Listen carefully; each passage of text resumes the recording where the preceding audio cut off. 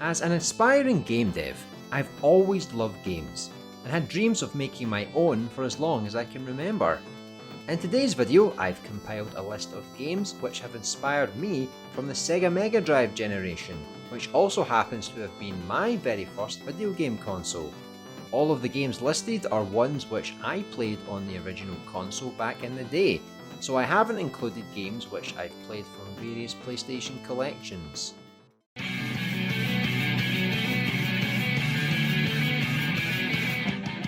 First off, let's get the obvious out of the way. Sonic the Hedgehog. What an iconic game, which is still going strong today. Forget the rivalry and comparisons with Super Mario Bros. Sonic held its own with fun, varied stages with incredible music.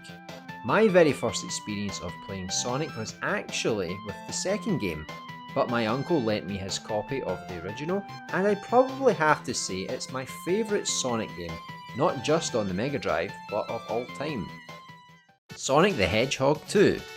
Continuing on with the Sonic franchise, this was my very first Mega Drive game, and what a way to start. Despite the original being my favourite Sonic, the sequel was still a great game with a lot of the same great features.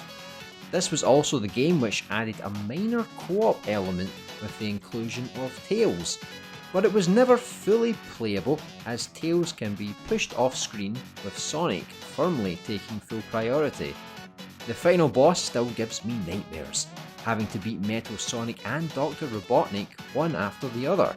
I never owned Sonic 3 or Sonic & Knuckles at the time, so they won't be included on this list. Streets of Rage. Looking back, there were a lot of games released for the Mega Drive in this side-scrolling beat-em-up genre. I didn't play many of them at the time, but I think it's fair to say that Streets of Rage can be considered as one of the greatest. This was probably my favourite co-op game of the generation, fighting alongside a friend to clear the streets of multiple enemy types and intimidating boss battles. The superpowers you could activate, calling in a police car with rockets or a minigun, were a really fun addition. The music was another strong highlight. I never played 2 or 3 at the time, but they are also great additions to the series, and the 4th game released on modern systems was a fantastic way of bringing the franchise back into the limelight. Golden Axe. As with Streets of Rage, Golden Axe follows the same style of side-scrolling beat-em-up gameplay, but with some twists. You could mount enemy beasts and use them to fight on your side. Depending on the number of potions you had in your possession, you could also unleash an increasingly powerful area magic attack, with each character utilising their own element, such as fire or electricity. The game was punishingly difficult, and it also prevented you from completing the game on easy mode by locking you out of the final stage. This is another series where I only played the original at the time. Revenge of Shinobi. Speaking of punishingly difficult games, this was one of the greats. The stages make it even more difficult since enemies can and will attack you from off screen. Platforming was also a major challenge, as you had to jump in blind at points, which made it quite unfair. But back then I seen it as more of an additional challenge, having to remember platform and enemy placements. Boss battles were all unique and provided a good challenge as well. You had access to a bunch of ninjutsu powers from the pause menu, such as electrical shields and bursts of fire across the screen. But I always remember one of the most powerful ones allowed you to self-destruct and inflict a good amount of damage at the cost of wasting a life. That probably explains why I ran out of life so quickly. There are more games in the series, but again, I never played them at the time. Altered Beast. Probably the most unique and absurd game on the list. Played like Streets of Rage, but on a flat 2D plane, Altered Beast allowed you to collect orbs from defeated enemies or destroyed objects to improve the strength of your character. And this was visible as you gained more and more muscle until you finally made this epic and brutal transformation into some kind of beast, ranging from werewolves, dragons and bears. A very fun game for its time. World of Illusion. I never played the previous game Castle of Illusion, which seems to be the more popular of the two, but World of Illusion was still a great game. Another co-op game as Donald Duck joins Mickey Mouse as they travel through some quite unsettling environments. This isn't exactly a creepy game, but I always found it quite off whilst playing. Don't ask me why, but I always found it had some extra presence to it. It wasn't just a game you'd play for a bit of fun. Make sense? No? Just me? Ecco the Dolphin. I must admit that I didn't get very far in this game, mainly for the fact that I had no idea where I was going or what I was doing. Having looked up the game recently, it does look notoriously difficult from the point of view of precision. Everything must be done accurately or you'll have to reset. But that's not why I've added the game here. I always found it to be a unique experience. I mean, you're controlling a dolphin. But strange things start to unfold beyond simply swimming around an ocean. There's bigger things afoot. And especially after I looked into the game more, there's a lot to uncover during the endgame, which you just wouldn't expect from, well, a dolphin game. There were a couple more games to follow, but I never looked into them as the first game was enough pain for me. Aladdin. When you think of movie games or games based on movies, they're normally cheap cash-ins, but many Disney games used to be great in their own right, and Aladdin could indeed be one of their greatest. It captures the scenes from the film quite well, while still being a great game to play on its own. Back then, it was really fun to be able to play using characters and locations from these animated films. It literally was a whole new world. Sorry, that just came out. The Lion King. Another popular Disney creation, this game was infamous for having one of the hardest intro levels ever. You know, the one with the giraffes. I can't remember exactly how my experience was with it growing up, but I've never held any grudges against it. I guess I just accepted that was gaming back then, hard and often unfair challenges.